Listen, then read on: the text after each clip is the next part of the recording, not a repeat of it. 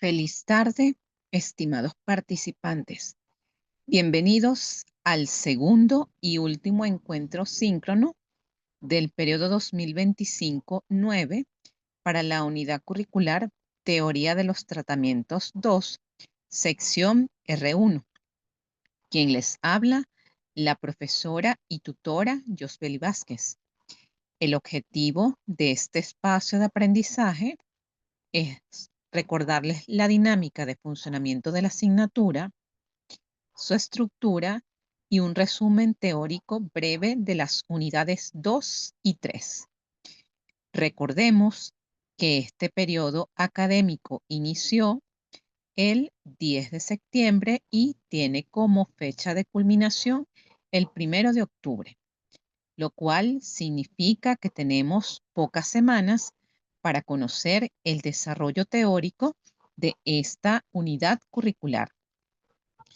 Para ubicarnos en el presente, Teoría de los Tratamientos 2 es una unidad curricular que tiene como propósito general analizar los modelos de tratamiento psicológico, cognitivo-conductual, humanista y psicodinámico mediante la construcción de un marco conceptual para la planificación terapéutica de soluciones a distintas problemáticas y patologías clínicas del adulto y adulto mayor en los diferentes contextos con una actitud ética y responsable.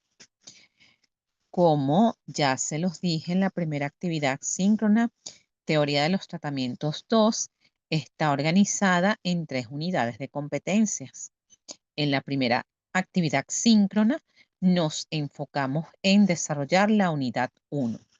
En esta conoceremos la unidad 2 y 3. Como ustedes también saben, la evaluación para esta unidad curricular constará de 2 cuestionarios que cada uno tiene un valor del 50%. El cuestionario número 1, que tiene como propósito evaluar la unidad 1, y el cuestionario número 2, que tiene como propósito evaluar las unidades 2 y 3. Asimismo, es importante señalarles que ambos cuestionarios deben realizarlos antes de la fecha señalada. Para ello, tienen los distintos materiales disponibles en los recursos de consulta de cada una de las unidades, así como el banco de preguntas y respuestas, más el material teórico que se les está suministrando a través de estas actividades síncronas. Felicito a aquellos estudiantes que para el momento ya realizaron ambos cuestionarios de manera satisfactoria y exitosa. Ahora bien, conozcamos en qué consiste teóricamente la unidad 2 y la unidad 3. Esto para que tengan la base al momento de dar respuesta a estos 2 cuestionarios evaluativos. La unidad 2 tiene como objetivo estudiar las técnicas terapéuticas para el abordaje de las patologías biopsicosociales del adulto y adulto mayor para la construcción de estrategias de abordaje. La unidad 3 se trata del diseño de planes de intervención para el abordaje de los trastornos clínicos asociados a la adultez y adultez mayor.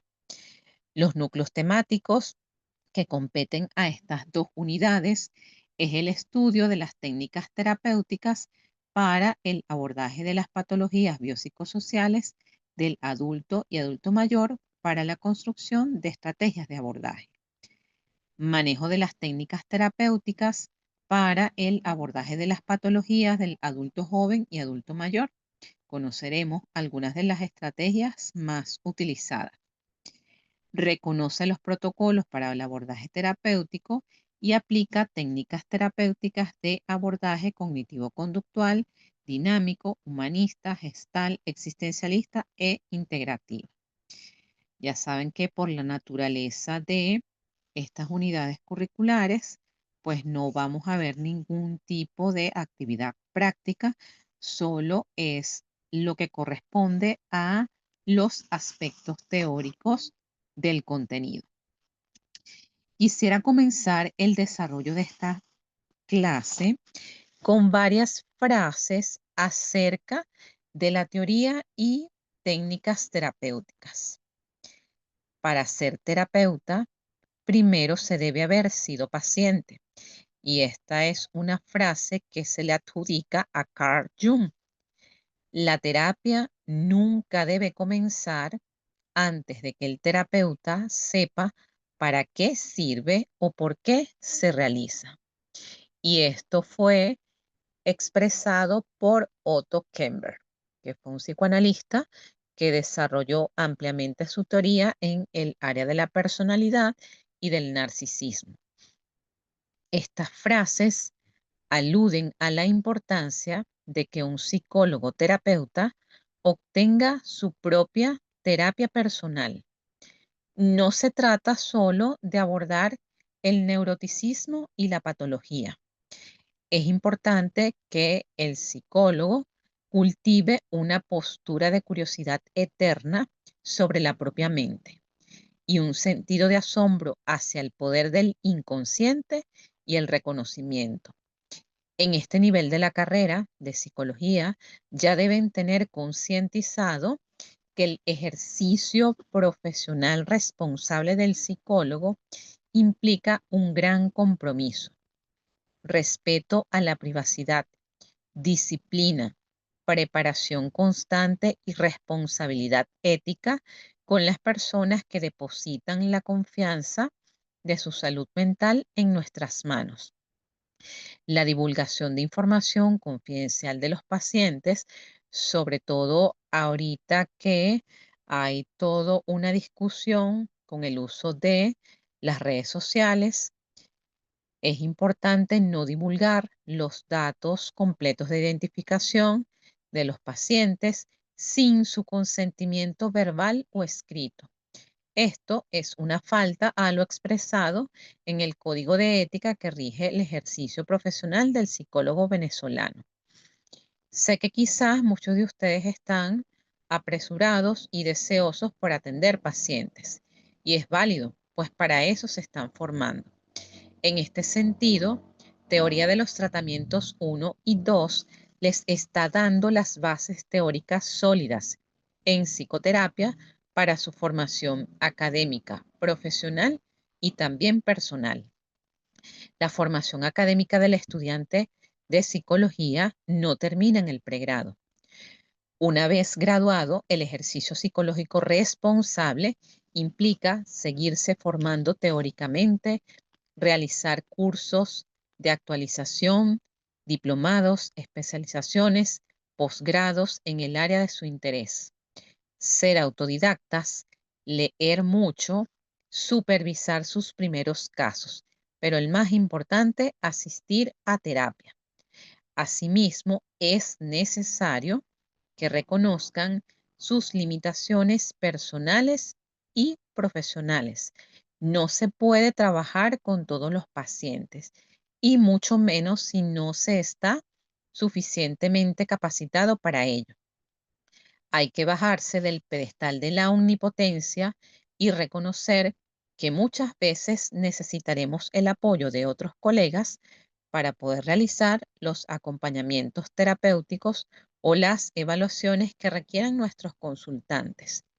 En todo momento debe prevalecer el bienestar del paciente. El lugar del psicólogo terapeuta es un sitio muy peligroso, muy arriesgado, ya que es muy fácil creerse el dueño de la razón, el que todo lo sabe, el que todo lo dice. Y tal como lo refería Lacan, que es un psicoanalista post-freudiano, somos el sujeto supuesto saber, pero tan solo supuesto, lo que no quiere decir que no lo seamos, pero siempre es tentador, a veces porque nos lo creemos nosotros mismos y otras porque el paciente nos pone en ese sitio y nosotros necesitamos creerle para reforzar nuestro narcisismo. Es pertinente tener una atención activa y centrarse en lo que el paciente nos muestra y lo que calla, pero no desde el cerebro ni desde las exigencias, sino más bien desde un puente entre nuestra capacidad de saber estar con él y ayudarlo a que nos enseñe de lo que él más sabe, que es de sí mismo. En teoría de los tratamientos 2 es importante revisar lo que significa o lo que está inmerso dentro del proceso terapéutico. Todo proceso de terapia implica revisar la vida del paciente desde un enfoque que le permita realizar las resignificaciones necesarias para el logro de su bienestar emocional, enfocándose en determinados puntos focales. Toda persona que acude a un proceso de terapia confía en que se le va a poder ayudar a hacerse cargo de su angustia o sufrimiento. La terapia se considera como el arte de curar sin medicar, basado en la idea que curar se asocia con resignificar, aliviar, concientizar la situación conflictiva o el desajuste que presenta el paciente que asiste a la consulta. La mayoría de las veces se considera al terapeuta como el yo auxiliar, que se constituye en un modelo que guía, acompaña y organiza lo vivido dentro del espacio terapéutico, llevando al individuo a experimentar nuevas maneras de resolver los problemas, logrando así un mayor grado de gestión emocional y de autoapoyo. Dentro del proceso terapéutico se pone en contacto al paciente con sus emociones en conflicto y se le provee de los recursos y medios para que los resuelva, de modo que pueda alcanzar una mayor fluidez emocional y promoviendo un estado de salud psíquica adaptativo. Mediante las técnicas y ejercicios terapéuticos aplicados en las distintas sesiones, se impulsa el desarrollo de las habilidades personales que se encuentran en conflicto a nivel de emociones, pensamientos y comportamientos. En este proceso terapéutico hay distintos elementos que están inmersos y es importante que nos centremos principalmente para ustedes en el rol del terapeuta o del psicólogo terapeuta. En este sentido, desde un panorama amplio, se le piden al terapeuta muchos recursos.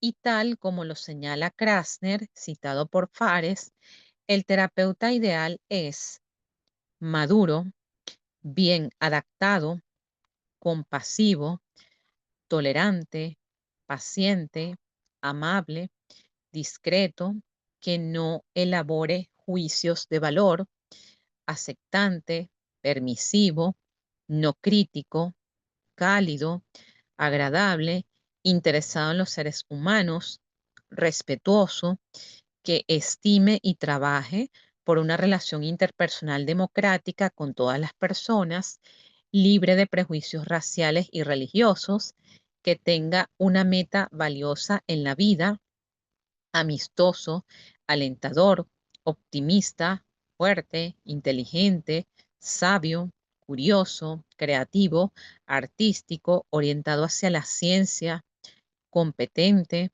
confiable, un modelo que el paciente pueda seguir, lleno de recursos, sensible en términos emocionales, consciente acerca de sí mismo, perspicaz acerca de sus propios problemas, espontáneo, con sentido del humor, que se sienta seguro de su persona, maduro acerca del sexo, que crezca y madure de las experiencias vitales, que tenga alta tolerancia ante la frustración, confiado en sí mismo, relajado, objetivo, autoanalítico, consciente de sus prejuicios, no servil, humilde, escéptico, pero no pesimista o modesto, del cual se pueda depender, consistente, abierto, honesto, franco, con gran preparación técnica, dedicado en un sentido profesional y encantador. Todas estas características ideales suponen la idea de un terapeuta, entre comillas, perfecto. En este sentido, rescataré la importancia de convertirse en un buen terapeuta que sea capaz de lograr el óptimo desarrollo de su rol como profesional. El psicólogo, en su rol de terapeuta en el espacio de intervención, debe procurar mostrarse equilibrado, es decir, con una adecuada gestión de sus emociones y acciones, desarrollar la creatividad, construyendo los recursos esenciales para las intervenciones, realizando acciones innovadoras, buscando alternativas y enfoques que faciliten el desarrollo integral del paciente.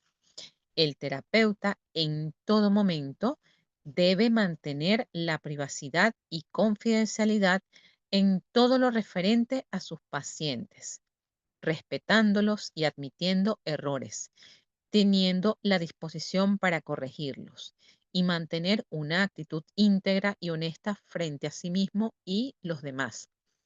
Por otra parte, el terapeuta debe estar abierto al aprendizaje y con disposición para superar situaciones personales y laborales con objetividad, además de actuar como un profesional integral ante diversas situaciones que requieran su abordaje óptimo. Un buen terapeuta debe construirse y reunir una gran cantidad de características que podrían enmarcarse en vocación de servicio, sensibilidad, equilibrio emocional y adecuada formación técnica.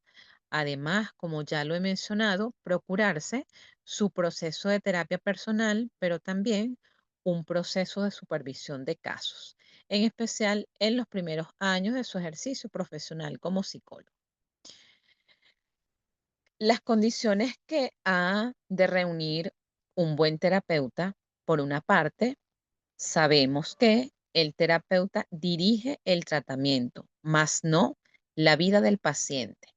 La atmósfera de esa relación terapéutica, conocida como relación paciente-terapeuta, debe ser cálida, de escucha atenta y respetuosa, sin establecer ningún tipo de juicios personales, de reserva y ser cuidadoso al momento de realizar los señalamientos. Desde la primera sesión debe darse lo que se denomina una alianza de trabajo, técnicamente denominada alianza terapéutica. Y esto fue descrito por Vados y García en el año 2011. No hay nada como que el paciente se sienta escuchado, comprendido y no juzgado.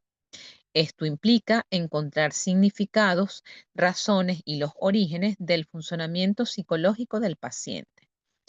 Tanto las cualidades del terapeuta como las características del motivo de la intervención psicológica y las propias características del paciente son elementos importantes que van a determinar la efectividad y la respuesta del tratamiento, especialmente al trabajar en poblaciones con necesidades diferentes como lo son los adultos mayores.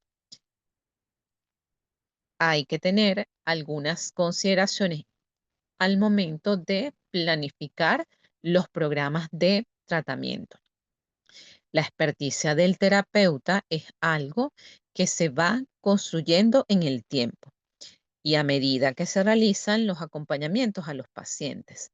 Conectar afectivamente con otro ser humano desde una escucha empática, respetuosa, que no juzgue, que no imponga, ni dicte pautas por cumplir, requiere trabajar constantemente los propios sesgos cognitivos y nuestros prejuicios, así como dejar claros los límites de la intervención psicológica. El problema principal de la psicoterapia muchas veces es el propio terapeuta. De él depende, en efecto, la mayor probabilidad de éxito o de fracaso. El profesional que supervisa caso tiene una percepción diferente y podrá visualizar elementos y aspectos que quizás por poca experiencia, angustias del ser novato sean difíciles de ver o controlar. Y al mismo tiempo tiene la destreza y la experticia para señalar cuando se confunde el proceso personal con el de los pacientes. Por esta razón, es importante mantener un proceso de terapia personal, ya que es el modo de garantizar el autoconocimiento, además de que se conozca de primera mano lo que es o lo que conlleva un proceso terapéutico y no solo a través de lo que indican las clases y los libros. La coherencia de mantener la propia terapia permite la revisión de las sombras y aquellos puntos ciegos que podrían contaminar al paciente y que son parte del mundo interno del terapeuta que puede salir de modo inconsciente. Por otra parte, es necesario tener muy presente que las técnicas terapéuticas forman la base del protocolo de abordaje de los pacientes. Los diferentes enfoques de tratamiento que se describieron en la clase anterior deben comenzar con la realización de una buena historia clínica, seleccionar problemas específicos de tratamiento y decidir un plan de acción claro y concreto. Esto de acuerdo al enfoque teórico afín del profesional. Recordemos que cada corriente postula diferentes modalidades de tratamiento. Se debe describir el plan de intervención propuesto, ya sea por fases, sesiones, nombrando lo que son las estrategias o herramientas a utilizar según el enfoque base del psicólogo terapeuta. Los objetivos terapéuticos van a depender de la valoración previa que se haga del individuo, así como del marco conceptual en el que se basan las técnicas terapéuticas utilizadas. Si estamos hablando del enfoque cognitivo, será modificar y flexibilizar esquemas de pensamiento. Si estamos hablando del enfoque conductual, entonces sería modificar la funcionalidad de la conducta. El quehacer del terapeuta parte en principio de la realización de un buen proceso de psicodiagnóstico, el cual va a constituirse en la guía y lo va a ayudar a ser más preciso, discriminativo y coherente en la comprensión particular de cada uno de sus pacientes. Las metas de la intervención deben adecuarse a la realidad del paciente. Es necesario tener una hipótesis específica de lo que le sucede al paciente y esta hipótesis específica es lo que nosotros llamamos la hipótesis diagnóstica. Todas las técnicas de terapia se deben adaptar al paciente y a la situación. Vamos a comenzar a hablar de lo que son em, algunas de las terapias más importantes, comenzando con lo que es la terapia conductual. Partiendo de la idea de que la terapia conductual tiene como objetivo central promover cambios en las conductas de la persona utilizando una serie de técnicas para lograr el incremento de las conductas adaptativas y disminuir la frecuencia de las conductas desadaptativas. La estrategia terapéutica conductual se desarrolla siguiendo los siguientes pasos: análisis funcional, determinación de objetivos y metas terapéuticas, ejecución del tratamiento, evaluación de resultados, culminación de la terapia y plan de seguimiento. Básicamente, la terapia de conducta comienza mediante un proceso diagnóstico denominado análisis funcional o conductual, proceso que consiste en determinar el problema presentado a categorías conductuales operativas. Y esto es conductas manifiestas y encubiertas, por lo general clasificadas como cogniciones, que son pensamientos, emociones y conductas, y en determinar las variables que las mantienen.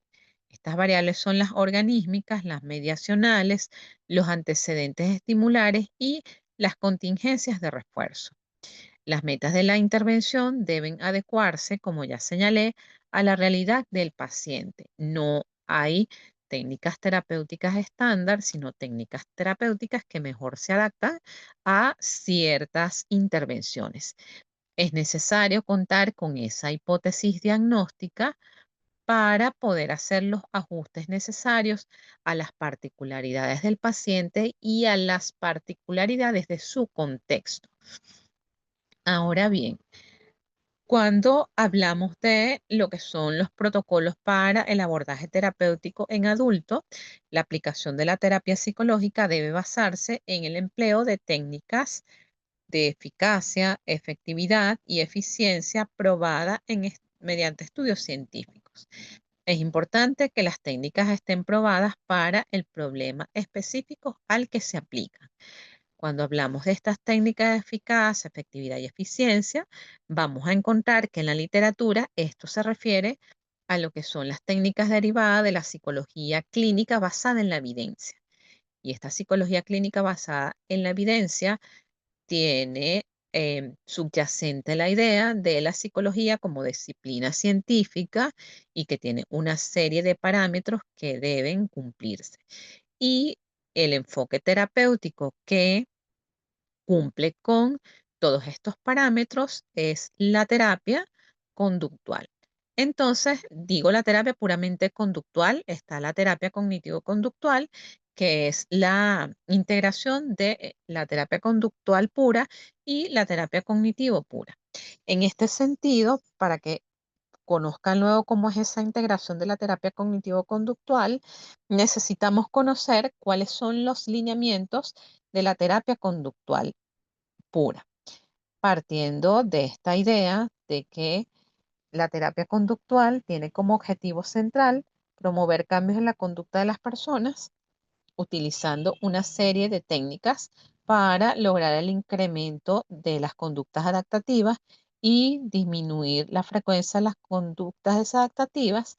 Entonces, las estrategias terapéuticas conductuales se van a desarrollar siguiendo los siguientes pasos, como ya también lo mencioné más arriba, el análisis funcional, la determinación de objetivos y metas terapéuticas, ejecución del plan de tratamiento, evaluación, culminación y plan de seguimiento.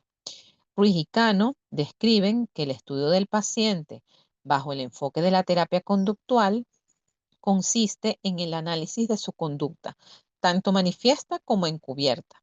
El terapeuta de conducta muestra respeto por el paciente y le informa de sus intervenciones de las que debe pedir consentimiento.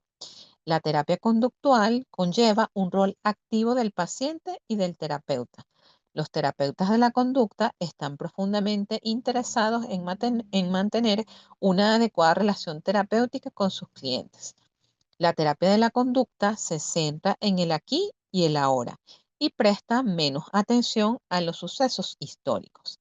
Básicamente, la terapia de la conducta comienza mediante el proceso diagnóstico denominado análisis funcional, que como ya lo indiqué, consiste en determinar el problema presentado, discriminando las categorías conductuales operativas y determinar las variables que mantienen esta conducta que se constituye en el motivo de consulta.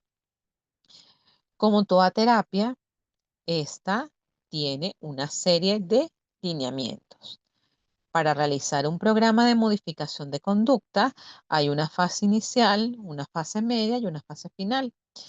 En lo que se refiere a la fase inicial, en primer lugar, se debe seleccionar la conducta que se desea modificar. La evaluación o diagnóstico conductual consiste en la determinación de la conducta objeto de estudio, sus antecedentes y sus consecuencias. Se debe utilizar algún método de registro para saber qué elementos están incidiendo en la conducta. Es de utilidad la observación con algún otro tipo de registro. Las hojas de registro consisten en una sencilla técnica para que el paciente sea consciente de los distintos componentes de una actividad y su nivel de ejecución en cada uno de los componentes. Se debe identificar los reforzadores o cosas que le gusten a la persona. Esto a fines de establecer ese programa y utilizar el reforzador que se considere conveniente. Elegir los objetivos y las técnicas más adecuadas para intervenir, realizando un plan de acción. La fase media de la terapia conductual implica la puesta en marcha del programa de modificación de conducta y medir con registros el avance de la conducta a modificar. La intervención psicoterapéutica conductual consiste en la modificación de los antecedentes y consecuencias de la conducta a fin de poder modificar la conducta que es motivo de consulta. Con respecto a la fase final, una vez se haya logrado adquirir la conducta adaptativa, evaluar periódicamente la conducta después de haber finalizado el programa de intervención. Ahora bien, ¿cuáles son los lineamientos y principios de la terapia cognitiva? El objetivo de la terapia cognitiva es corregir el procesamiento distorsionado de la información y ayudar a los pacientes a modificar las suposiciones que mantienen las conductas y las emociones desadaptadas. Belak señala que la terapia cognitiva se basa en el modelo cognitivo de los trastornos emocionales. Este modelo de psicopatología es el del procesamiento de la información y se basa en la afirmación de que la manera en que las personas estructuran sus experiencias juega un papel fundamental en la determinación de sus respuestas emocionales y conductuales a esos sucesos. Por otra parte, la terapia cognitiva es breve y de tiempo limitado, es estructurada y directiva, se orienta en los problemas, se basa en un modelo educativo. Una relación terapéutica estable es condición necesaria para la efectividad de la misma, ya que supone un esfuerzo de colaboración entre el terapeuta y el paciente. Este tipo de terapia utiliza el método socrático. Las preguntas ayudan al paciente a examinar de manera objetiva y no defensiva sus suposiciones. La asignación y cumplimiento de tareas a la casa suele ser un aspecto central de este tipo de terapia. Por otra parte, Belak refiere que los lineamientos básicos de la terapia cognitiva, igualmente como en la terapia conductual, implican una fase inicial, una fase media y una fase final. Durante la fase inicial, se debe familiarizar al paciente con el modelo cognitivo. Asimismo, en esta fase, el terapeuta tiene un rol más activo que el paciente. Se debe generar una lista de problemas que se desarrolla y somete a prueba la conceptualización del caso. Se desarrolla un plan de tratamiento, se enseña al paciente a identificar pensamientos automáticos y producir reacciones en el paciente hacia las diversas técnicas y hacia el terapeuta. Con respecto a la fase media, se deben utilizar los pensamientos automáticos, esto para facilitar la identificación de las creencias básicas del paciente que se denominan suposiciones subyacentes. Ayudar al paciente a dominar habilidades cognitivas para enfrentarse a situaciones y explorar el desarrollo de suposiciones subyacentes. La fase final de la terapia cognitiva consiste en dar al paciente mayor responsabilidad del tratamiento. Esto implica examinar creencias y sentimientos del paciente acerca de dejar el tratamiento, revisión de las metas obtenidas, preparar la terminación del tratamiento y enfocarse en cómo prevenir recaídas y hacer arreglos para tener sesiones de refuerzo o llamadas telefónicas de seguimiento. Es importante que conozcamos cuáles son las distintas técnicas terapéuticas basadas en los enfoques mayormente utilizados en el área clínica. Las técnicas terapéuticas son parte de esa caja de herramientas con las cuales contamos los terapeutas para atender al paciente. El principio es el motivo de consulta y la demanda de tratamiento, que a su vez va a estar guiado por el diagnóstico, que es ese proceso de evaluación que realizamos inicialmente. Este proceso de evaluación inicial nos puede tomar entre 3 y 5 sesiones. Las sesiones terapéuticas con adultos debe incluir establecer una agenda de trabajo para cada sesión. Esto facilita que el tiempo establecido sea provechoso, es decir, que nosotros como psicólogos o terapeutas responsables debemos planificar las sesiones de nuestros consultantes.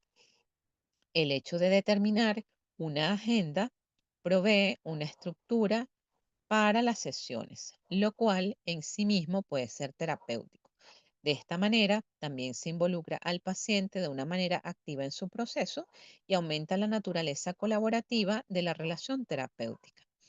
El terapeuta debe proponer diversas estrategias de aproximación para cada problema y delegar en el paciente la tarea de decidir cuál estrategia utilizar. Resulta muy útil registrar lo trabajado en cada sesión de terapia. No podemos dejar de resaltar que la elección de una técnica específica se debe basar en la concepción del paciente y en las metas particulares para cada una de las sesiones. Ahora mencionaré algunas de las técnicas que han resultado de mejor provecho terapéutico en los procesos con pacientes adultos.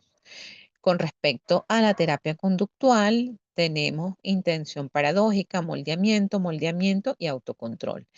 La intención paradójica es una técnica terapéutica que consiste en pedirle a pacientes que detenga la tendencia a tratar de evadir o controlar sus síntomas, pidiéndole que los hagan aparecer deliberadamente, deseándolos y exagerándolos.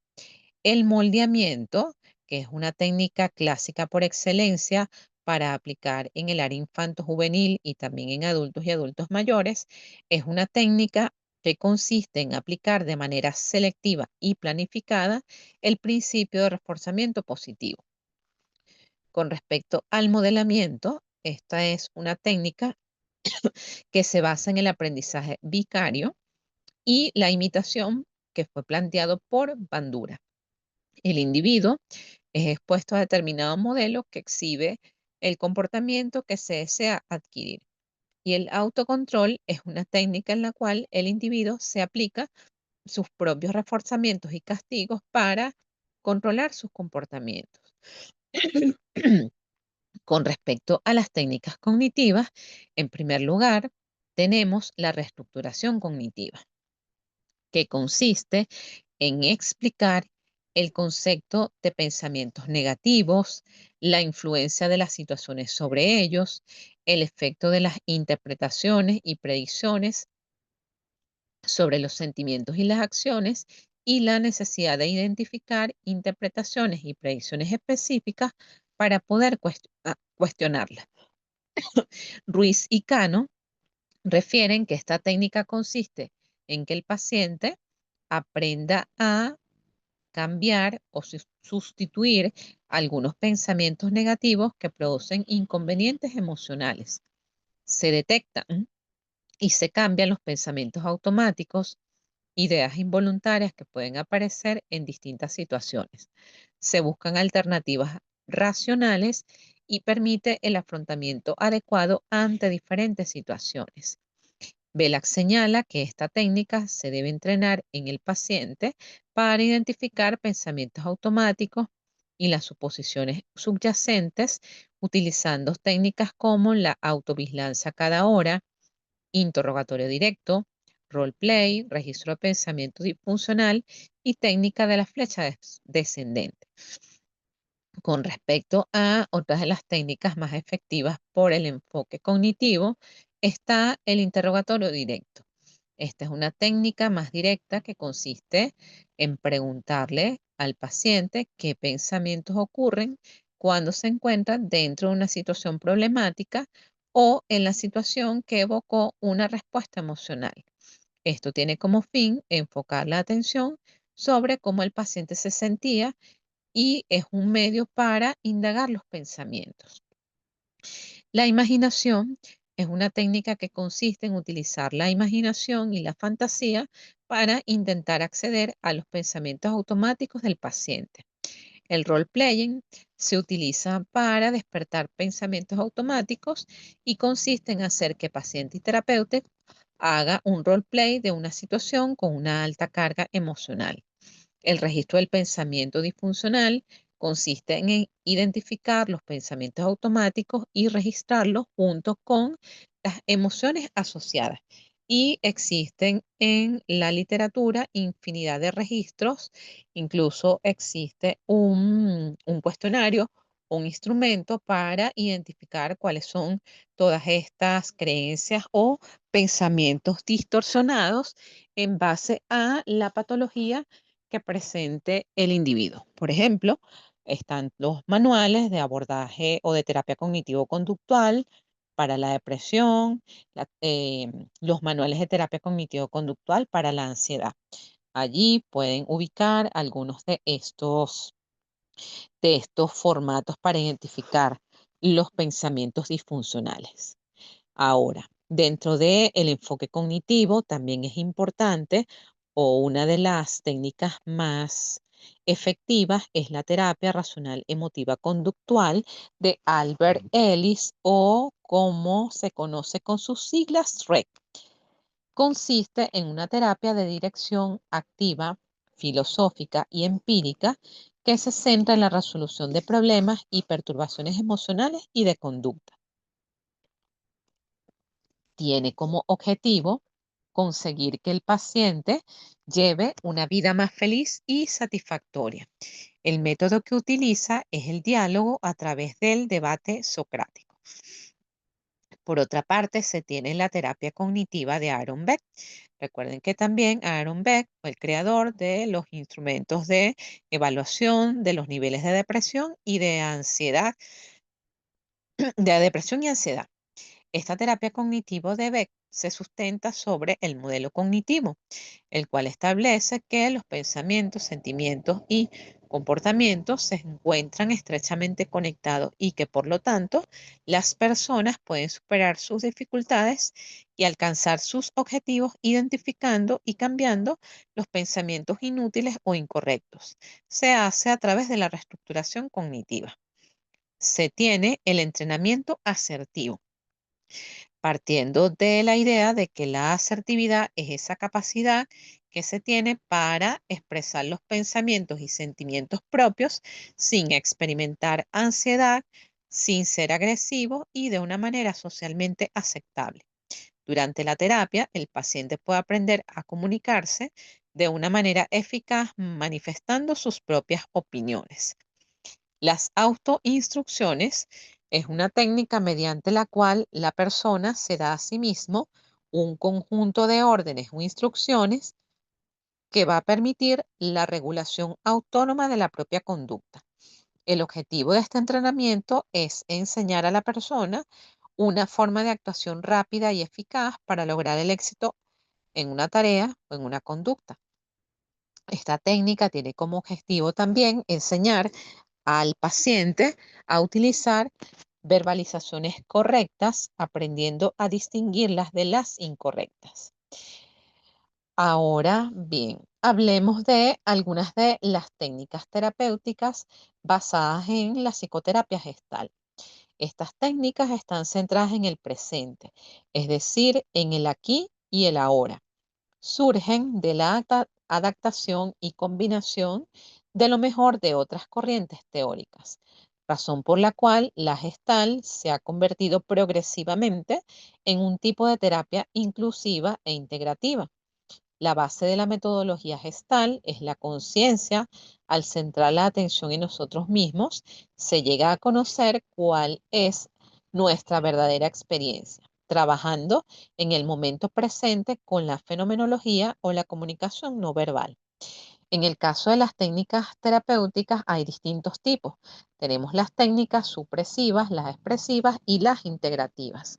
Las técnicas supresivas son aquellas que tienen como objetivo dejar de hacer lo que el individuo está llevando a cabo, con el fin de descubrir la experiencia que se oculta o detrás de una determinada actividad, entre las cuales están descubrir los debeísmos, experimentar el vacío, no hablar acerca de, encontrar las formas de manipulación, saber formular preguntas y respuestas, captar cuando se pide aprobación, tratamiento de la autoestima, darse cuenta de cuando se demanda o se exige.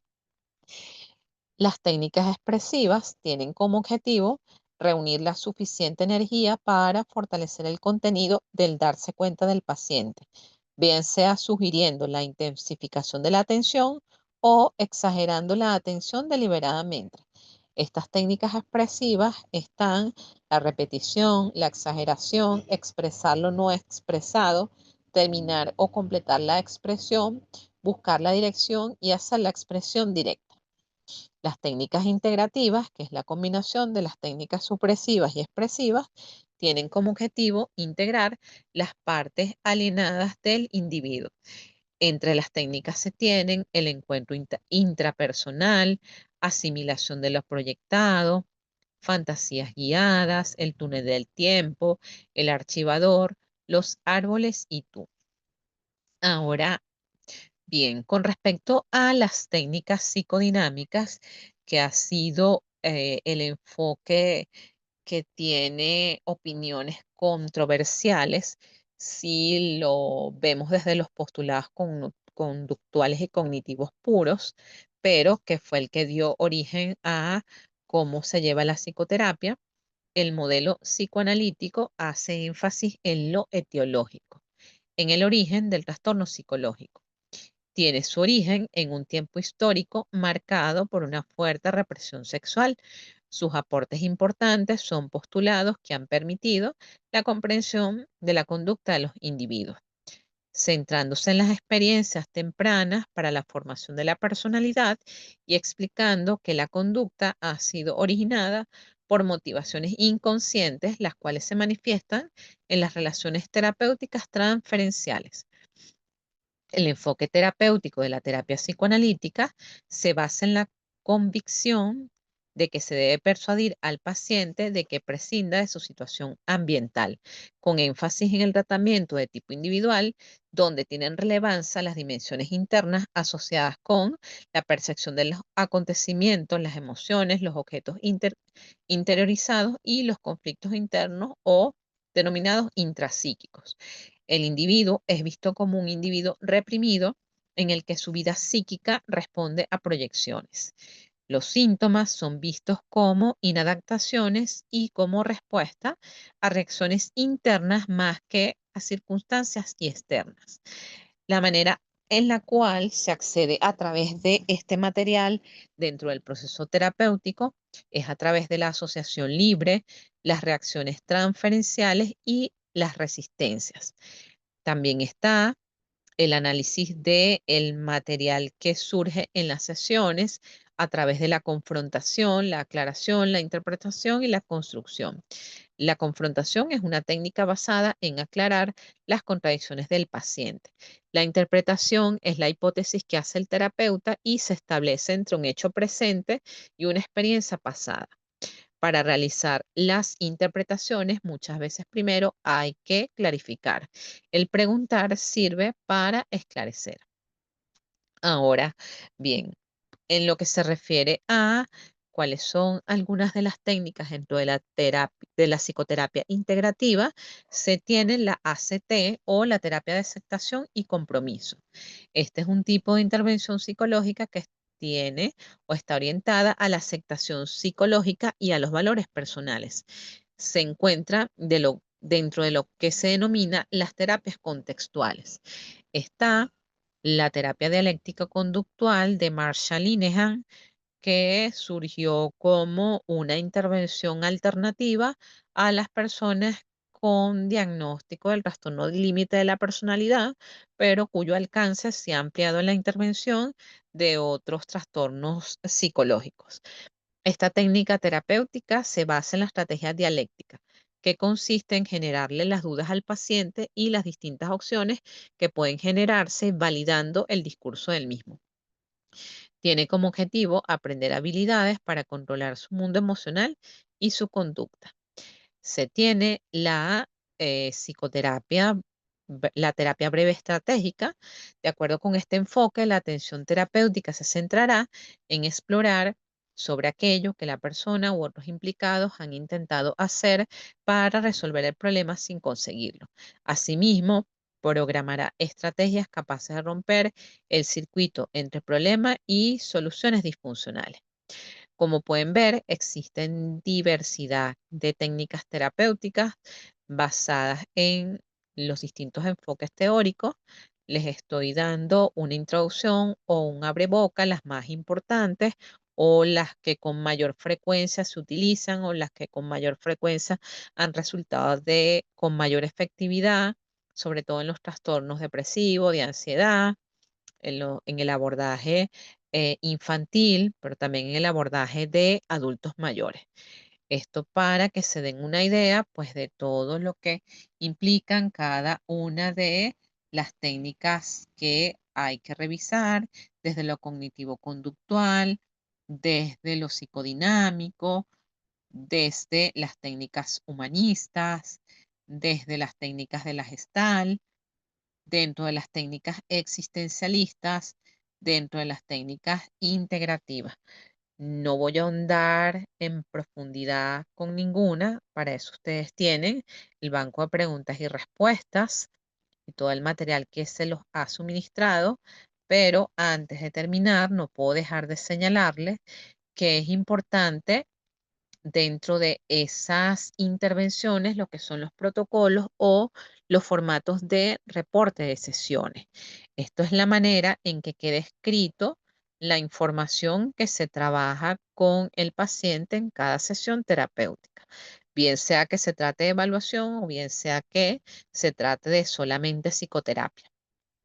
La fecha de la intervención, el número de reporte, el nombre del terapeuta, el número de la sesión, descripción del consultante, sobre todo si hay algún hallazgo significativo, debe incluir la hipótesis diagnóstico, la hipótesis clínica, el motivo de consulta, la descripción de la sesión, del problema o el área a trabajar, cuál es el objetivo de esa sesión, establecer el contrato terapéutico si es la primera sesión.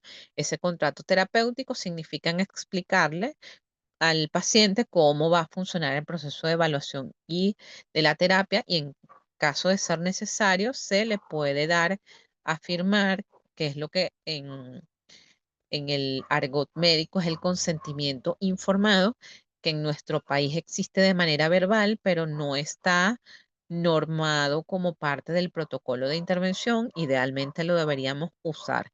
Están las, deben registrar cuáles son las técnicas empleadas, las tareas de acuerdo al diagnóstico, las observaciones durante la sesión, propuesta de intervención. Dentro de esta propuesta de intervención, es importante que hagamos una revisión teórica y de todo el sustento bibliográfico relacionado con el motivo de consulta del paciente. Ah, se encontró, si tenemos una persona con una depresión moderada, que es un motivo de consulta que usualmente aparece en la práctica clínica, bueno, vamos entonces a revisar la terapia cognitivo-conductual de la depresión, la terapia psicodinámica de la depresión y preferiblemente vamos a ajustarnos a la que haya resultado con mayor efectividad y de acuerdo a la formación del terapeuta, pero también de las características del paciente. Las conclusiones, esto va a estar relacionado con las hipótesis, avances de las sesiones, fortalezas, tareas a tener en cuenta, los posibles sabotajes. Planificación de la siguiente sesión con distintos planes y alternativas, bibliografía a consultar, si se ha hecho algún trabajo de supervisión. Con esta descripción damos por culminado lo que es este segundo encuentro para la unidad curricular Teoría de los Tratamientos 2, sección R1 del periodo 2025-9. Si tienen dudas, reflexiones o planteamientos acerca de las evaluaciones o del material bibliográfico, recuerden que me pueden escribir a través de la mensajería del aula virtual o a través del foro de dudas que a la brevedad posible les respondo. Muchas gracias por su asistencia y participación. Feliz tarde y éxito en las evaluaciones.